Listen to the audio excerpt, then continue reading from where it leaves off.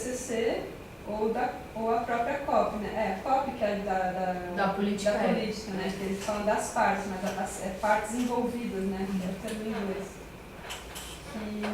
Que é já a negociação. E aí ela é uma reunião, mas ela não acontece só na reunião, né? É um processo. Teve uma em Lima o ano passado, até agora. Então ela vai acompanhando e o IPCC ao mesmo tempo.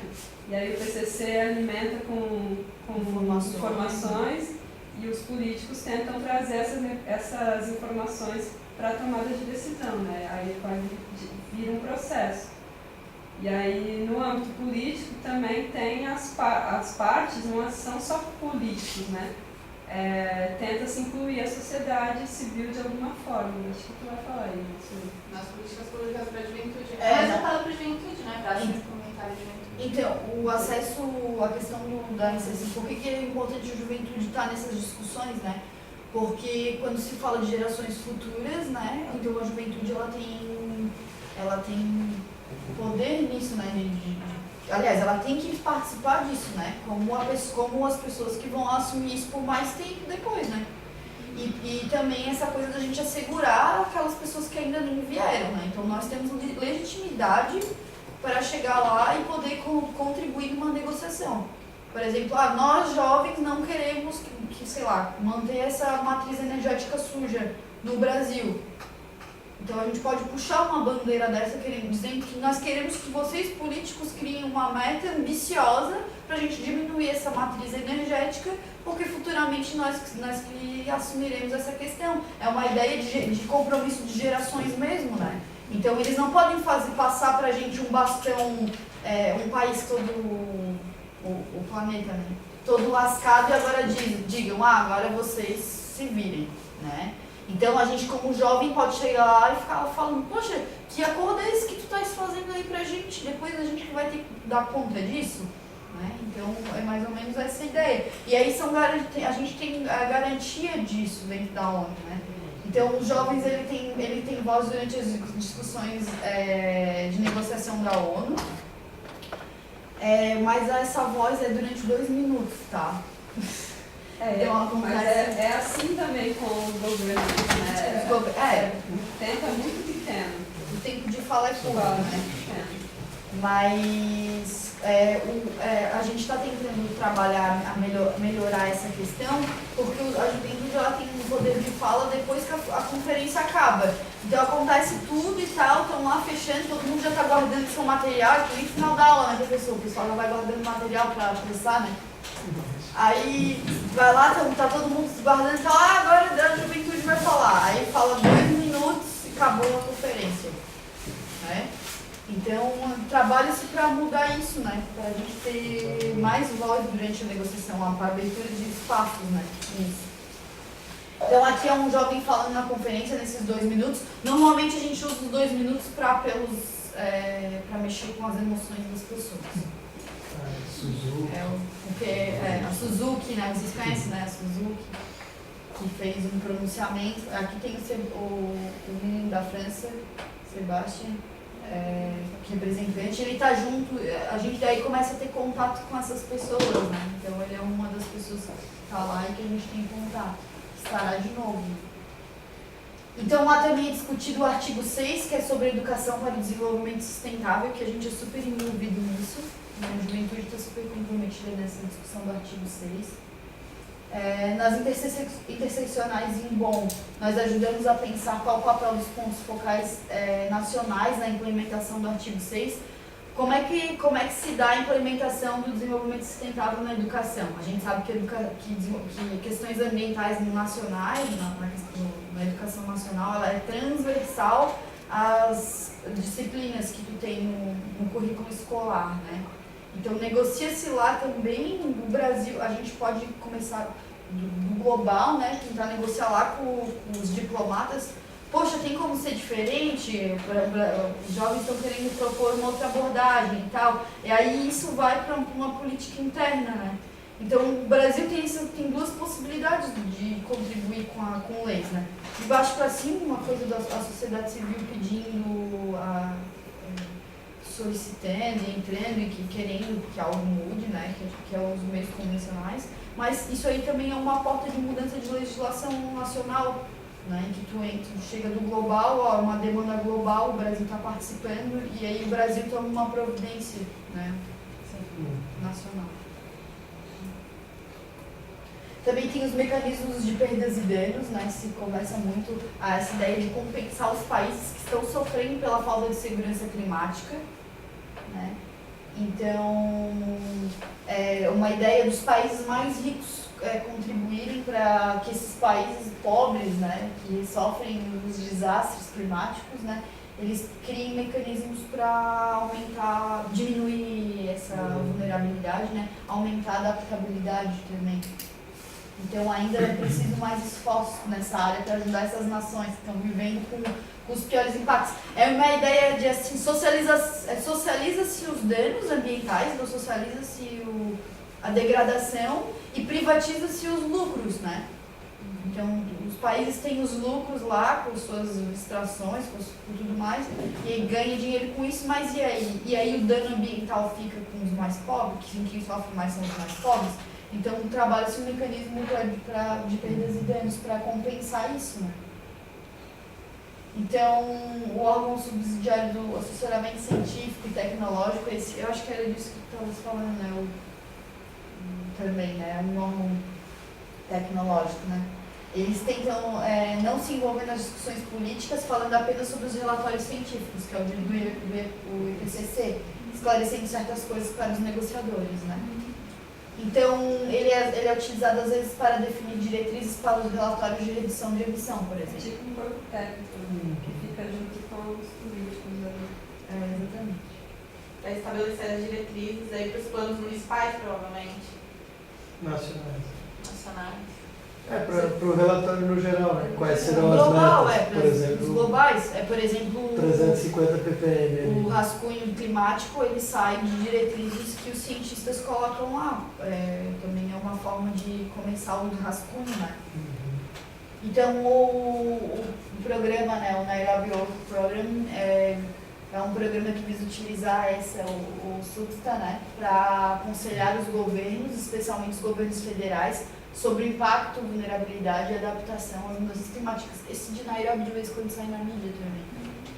Em seguida, os aconselha sobre a melhor maneira de abordar as políticas de mudanças climáticas. O Brasil tem uma política de mudanças climáticas recente, inclusive. Né?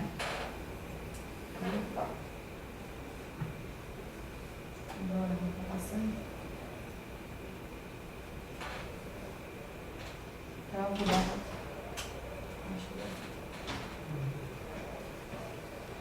Então, na Interseccional de Bonn, em 2010, né, durante as negociações do SUBSTA, os países exportadores do petróleo, como a Arábia Saudita e Omã, negaram uma análise científica das evidências por trás das definições de 1,5 grau, né, centígrados, como uma meta máxima de aumento de temperatura. Então, estabeleceu só esse 1,5 grau, né, para segurança biológica e tudo mais, né, como uma meta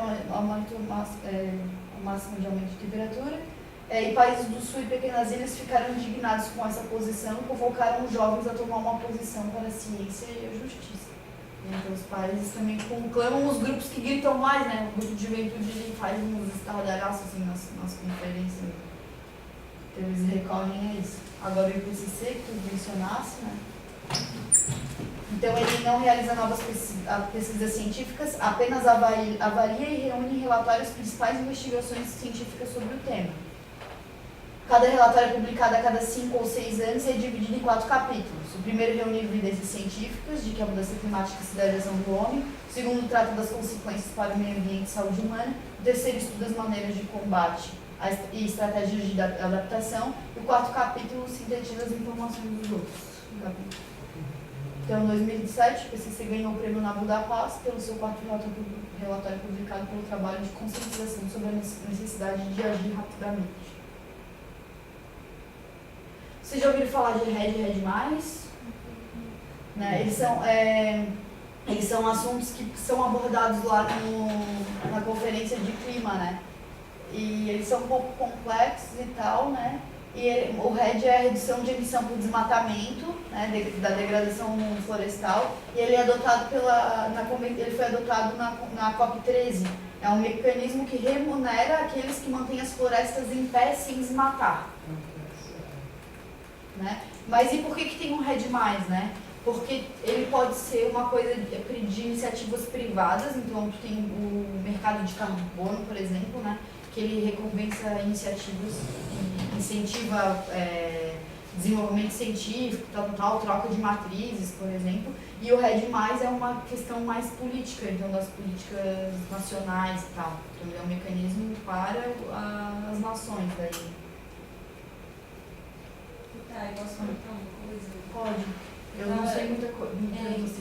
Mas é que eu estava com uma dúvida que era assim, eu estava lendo o RED, aí é compensado, é para manter mata nativa ou tem aquele sistema de compensação líquida, que daí você compensa se você desmata, mas se você plantar em outra área, como se você estivesse não desmatando. Então, essas são as discussões, são as discussões que estão sendo abordadas agora. Melhorar esse mecanismo, porque nós não queremos que a floresta seja derrubada e é mais barato botar uma floresta nova, que às vezes nem é uma... Pode ser, sei lá... Pode ser pinos, por exemplo. Né? É, porque eu estava lendo também que a biomassa da floresta nativa, ela captura muito mais carbono que uma floresta nova. Claro, ela já está ali, né, consolidada e tudo mais, né?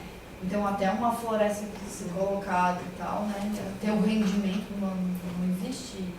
Isso é uma coisa legal para ter atenção, porque esse negócio de líquido, essa ideia da palavra líquido, então você compensa o líquido, tem vários segmentos da carta que pode ser assinada, né? Que daí era uma coisa para tentar, assim, eu vi que o mandou lá daquele menino também, ele fala... Eles também falam disso, eu vou mostrar para vocês, né? Eu vou tentar postar isso aqui mais rápido, então, porque a gente...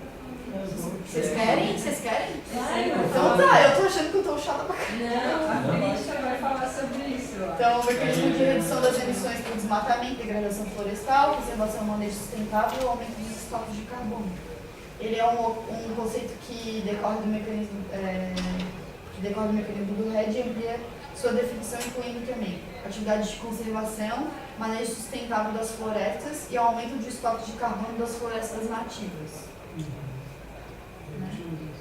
Então aí tem o relatório o segundo relatório, né, da Oficina de Especialistas Globais, que há muitos riscos associados ao RED+, identificados até o momento. São eles: conversão de florestas naturais em plantações e outros usos da terra associados a baixa resiliência e biodiversidade, e a introdução de monocultivos associados à produção de biocombustíveis, deslocamento de desmatamento e degradação florestal para áreas de menor valor de carbono e alto valor de biodiversidade, aumento da pressão sobre os ecossistemas não florestais com alto valor de biodiversidade, florestamento em áreas de alto valor de biodiversidade, perda de territórios tradicionais e restrição de direitos da terra e de outros recursos naturais, falta de benefícios tangíveis para os povos indígenas e comunidades locais, e a falta de repartição equitativa de benefícios. Exclusão dos atores sociais das etapas de concepção e implementação de políticas medidas associadas ao RED+, e perdas de etnoconhecimento ecológico. Conhecimento Tradicional. Então as críticas, né, tanto o RED quanto o RED+, são alvo de muitas críticas. Os principais motivos são a falta de critério quanto às áreas que devem ser preservadas e questões relacionadas aos direitos dos povos tradicionais. Né? Então, a preservação de uma área de Mata Atlântica ou de uma plantação de eucaliptos teria o mesmo raciocínio, segundo eles, ali, né? O mesmo valor. E existem relatos de comunidades indígenas deslocadas de suas terras ancestrais para dar lugar a áreas de conservação de RED+.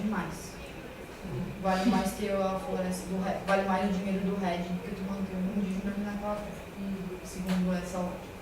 Então há quem diga que a iniciativa pode estimular a conservação, mas o posicionamento dos povos tradicionais é absolutamente contrário à mercantilização e precificação das suas terras e recursos naturais. É uma crítica bem forte, né?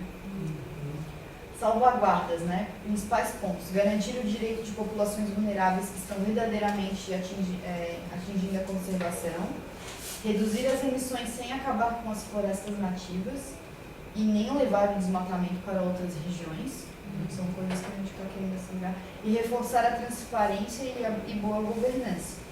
Né? Então, começou a ser discutida na COP15 e já foi ressaltada a grande importância de se levar em consideração discussões locais envolvendo os governos locais, comunidades tradicionais e povos indígenas. Na plataforma de Varsóvia, que foi assinada na COP19, assegura a necessidade de implementar salvaguardas, mas não descreve essas diretrizes, né, que estão por trás desse conceito, deixando em aberto para que cada país interprete como bem entender o significado dessa implementação. O que significa essa implementação?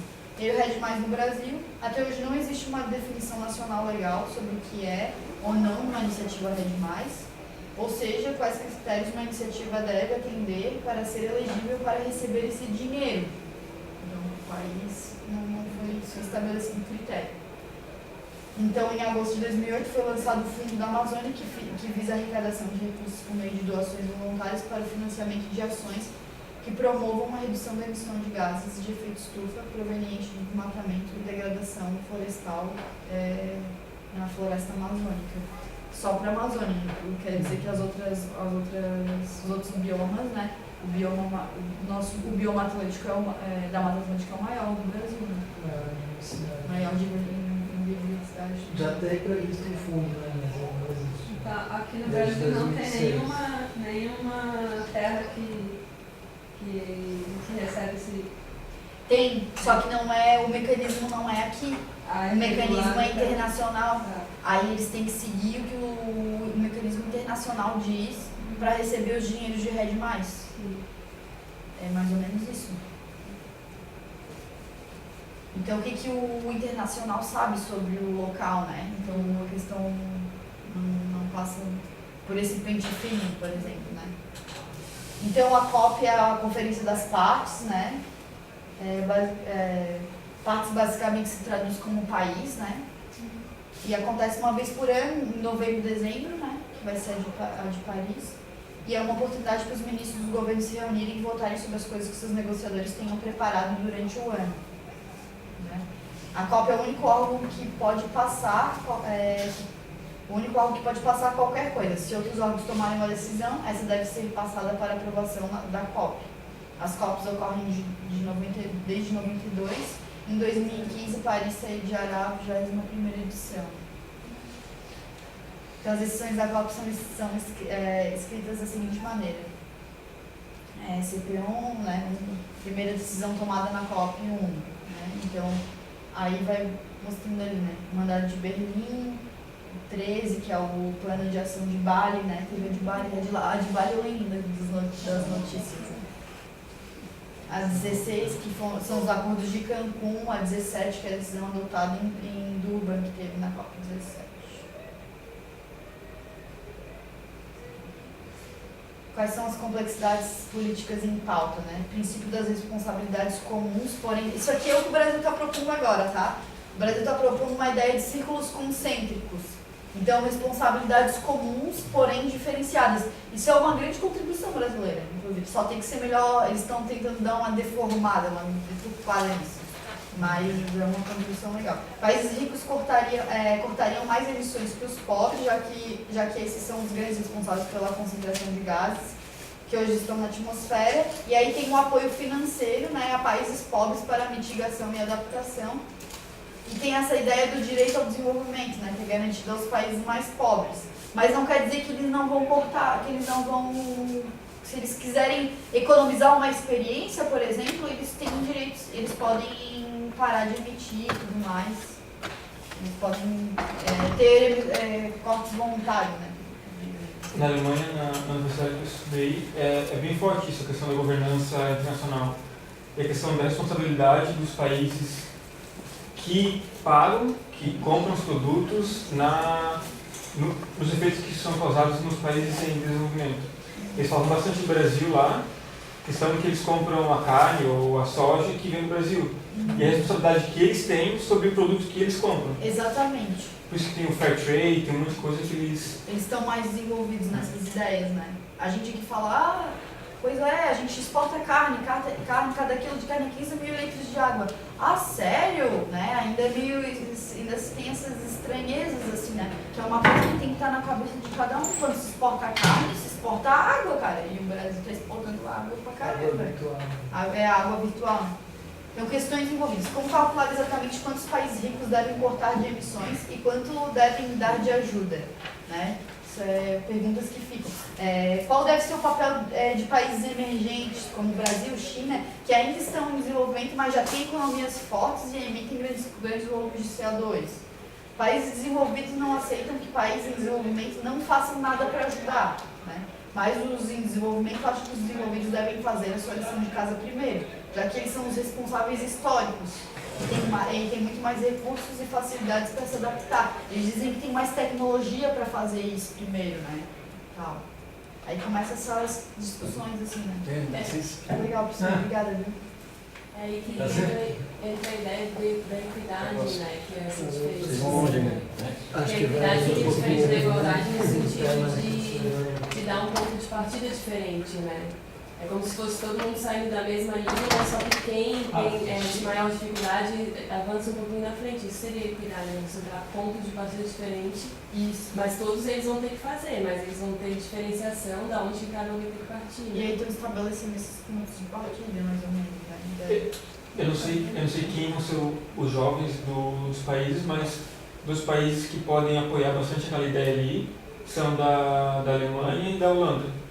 A Holanda, eles são extremamente conscientes quanto a essa responsabilidade do global, né, que o comprador tem sobre os países em desenvolvimento que eles compram, né, e a Alemanha também, que eu discuti bastante lá na universidade sobre isso. Isso é bem legal, né? Eles terem essa consciência e cobrarem também, né? Isso faz diferença. Sim. Então é um movimento forte que dá para fazer com os jovens para eles cobrarem da Alemanha e Holanda, que tem bastante peso talvez na negociação. Nossa, A Alemanha mesmo tá em A gente casa. tem contato com os outros jovens que estão em cima dos outros negociadores, né? A gente vai antes de todo dia de negociação tem uma reunião de juventude lá. A gente se reúne é 8h30 da manhã. A gente está junto, se reúne e vai para os seus negociadores e começa, né, perambular, mas com objetivos meio... tentando ter os seus objetivos comuns, porque a juventude também tem as suas... Né? Tem as suas divisões, Global Norte e Global Sul, por exemplo, eles se tratam assim, né? Então os países emergentes de alto impacto ambiental não estão incluídos. Países mais afetados são aqueles com pouca influência política e pouco impacto no aquecimento global. Poder da indústria, principalmente do petróleo, nisso. O petróleo tem um poder descomunal nessas discussões. Os países árabes lá estão representando o OPEP, sei lá se ainda existe essa OPEP, existe não? Existe o OPEP. Então eles estão lá defendendo o petróleo de cara, assim, ó. Descaradamente. Então, e também tem essa questão da falta de vontade política dos Estados Unidos nesses acordos, né? Cadê esses jovens dos Estados Unidos? E o Brasil, né? O top 10 emissores, né? Então, os tingling ganhando, né, cara? Porque o que eles fazem no mundo hoje é só emitindo muito, né? Brasil consumindo eles. Brasil consumindo eles. Nossa responsabilidade quanto aquilo ali, né? Não é só a Alemanha que... Do planeta inteiro. Porque se a China faz isso é porque tem quem compre, né? Exatamente. Estados Unidos era em segundo lugar.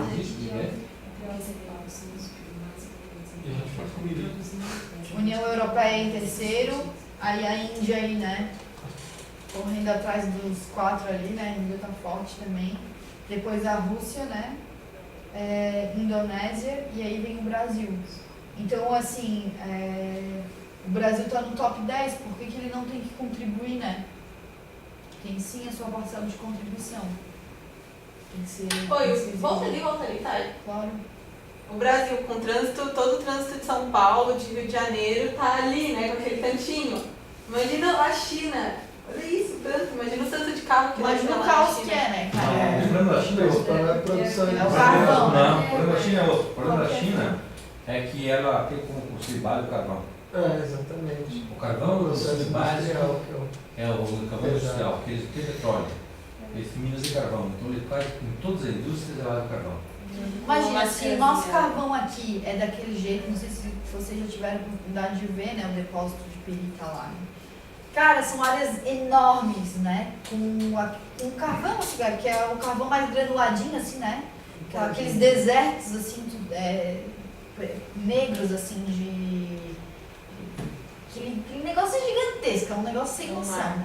Imagina, nós aqui com a nossa extraçãozinha medíocre para Jorge Lacerda. Aí tu imagina um país que tem a base energética de carvão, como que é?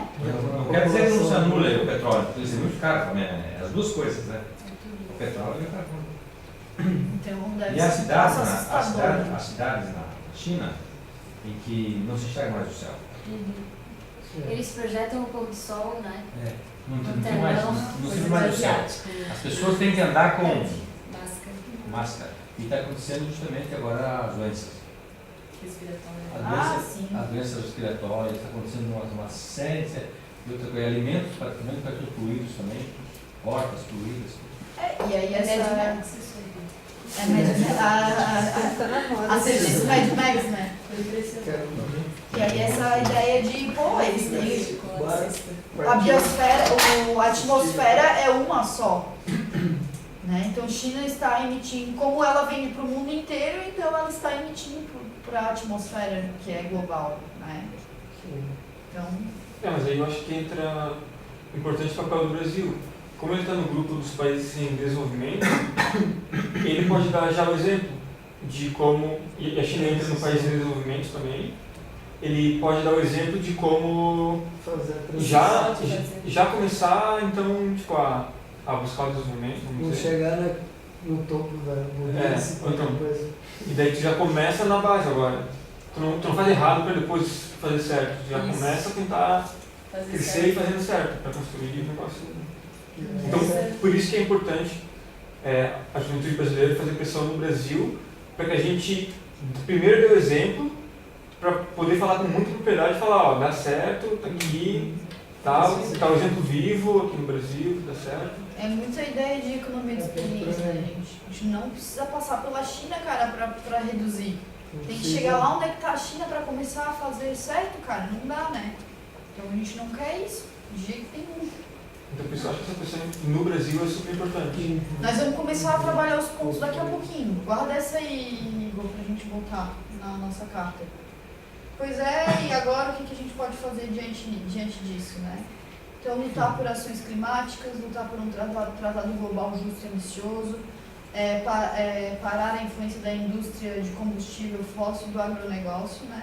E se a gente quiser saber como esse lobby advoga-se, né? Que é a última parte, mas eu não sei se vocês estão com energia para isso. Epa. Então, Pode ser. sim. Que horas são, galera? Como é que Agora são? 7h20. 10 pessoas. Quase. Vocês querem mais um pouquinho? Bora, certeza, cara. Só Se chegasse agora, tá cheio de energia. Mas aí eu Não sei, galera, eu tô meio cansada, passei o dia inteiro na UFS, eu vou pra casa. Tá bom, Mas foi então. muito bom, Thay, boa sorte lá. Obrigada, Dá um abraço. Valeu. Longo. Obrigadinha, viu? Boa viagem. Estão representando a gente, viu? É nóis. Então, vamos lá, como funciona os copos na prática. Eu vou dizer pra vocês que eu tô estudando isso também recentemente, tá? Então, me perdoe tanta essa leitura, né? Cada vez que eu leio, eu aprendo mais um pouquinho, por isso que eu tô lendo. Estamos todos aprendendo aqui. Para viagem. Então, esse dia é 77. Hã? Tem 12 horas de voo pra estudar. Gente, Quantos eu só não tô dormindo, cara. Eu não sei se eu acho que eu vou apagar e capotar nesse voo, porque eu tô exausta, gente. Tá difícil. Mas vamos lá. Então, Se o tu GC... estiver cansado e quiser dar uma puladinha, pode. Agora esse ponto que eu acho importante. Vocês querem passando? Alguém quer assumir aqui? Não. Vai. Não, então vamos, porque eu tô aqui, tô. Só marca. Então tá. Então, em 64 foi criado o G77 mais a China, né? Então, com o intuito de defender esse posicionamento comum dos países em desenvolvimento, né? Então, ele não tem 77 países, ele tem 134 países, né? E ele defende essa ideia de responsabilidades comuns, porém diferenciadas. Ou seja, de que os países envolvidos devem tomar para si as principais responsabilidades para lutar contra a mudança climática, visto que esses foram os principais causadores de tais mudanças. Essa ideia de justiça pelo histórico de povoação, né, do planeta e tudo mais, né? É que, eu não sei se vocês já viram no Facebook aquela figurinha do Justiça, o que é Justiça, né? Aqueles 3 menininhos no caixote, né? Todo mundo no mesmo caixote, e aí fica aquele mundo lá. E quando